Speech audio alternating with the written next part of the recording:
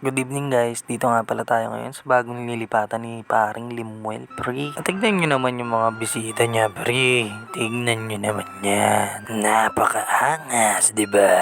At kung gusto nyo nga malaman ang pangalan nitong nakahubad na to, na tinututukan ko na yan, siya nga pala si Nico Dadibas. At pagtayo niya nga dito, biglang sumabog guys. At nang sumabog nga, pre, dito naman biglang nagpakyut tong isa si Opak Gangnam Style. Sabayan pa ng buwelo ng pagpulutan ni Brian guys. Akala ko talaga dito tatayo siya, yung pala mamumulutan lang pala.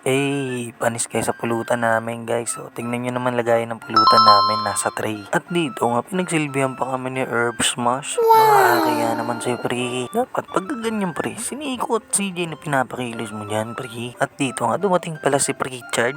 Ang panauhing pang madla.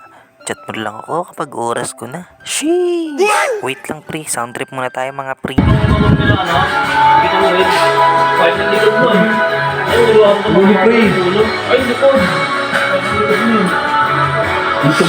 At dito nga guys, tingnan nyo naman, pinapanood namin yung mga video namin dito nung nag-rides kami guys. Bale sa YouTube nga pala namin pinapanood yan guys, at pakisubscribe nga rin pala ako sa YouTube guys. Eto nga pala ang aking YouTube channel guys, search nyo na lang guys, lalabas din po agad yan. Tsaka nga po pala maraming salamat sa mga nag-follow at nag-subscribe sa aking YouTube channel guys. Maraming salamat sa walang sawang pagsuporta. Maraming salamat sa inyo. At pagkatapos ko nga magpasalamat dyan, balik tayo dito sa napakapoging taong to. Talagang tumutok pa. 2 joints parang hopya. At dito nga bigla nagtanong ang aking kaibigan na si Brian Lewison kung sino daw yung pinakagwapo daw dati. Syempre walang iba kundi ako, at dito nga napapray na lang tuloy si Herb. At dito biglang may naghanap ng daga dito guys.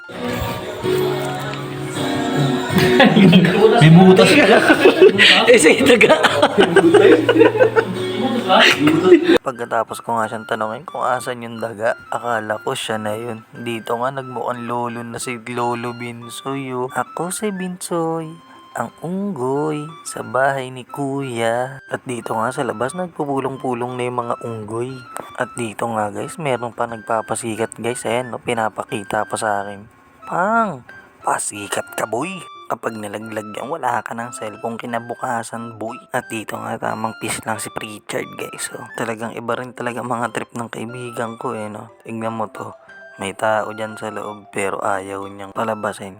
Tingnan niyo naman trip niya, no? O, diba? Kakaiba. Magsi-CR siya, pero ayaw niya palabasin yung tao sa loob. Ang lakas mo. Iba-iba talaga trip pag mga kulang sa buwan, no? Ganyan ang trip ng kulang sa buwan. At dito nga, guys, may makikita kayo dito. Isang singer, guys. Napakaganda ng boses nito, guys.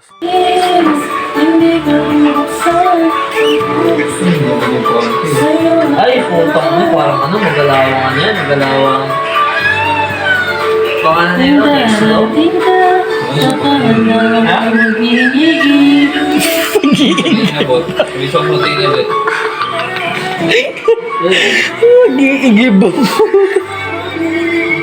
Tapos nga mag-concert yan, itaba. Etong kinulang sa buwan, napaisip kung tama ba yung trip na ginawa niya kanina. Siguro napaisip-isip siya, mali ata talaga yung ginawa ko kanina. Pauwi na lang lahat-lahat, kumakanta pa rin tong taong to. Dito nga uwian time na guys. Kaya hanggang dito na lang, paalam. Chat man lang ako kapag oras ko na. Bye-bye.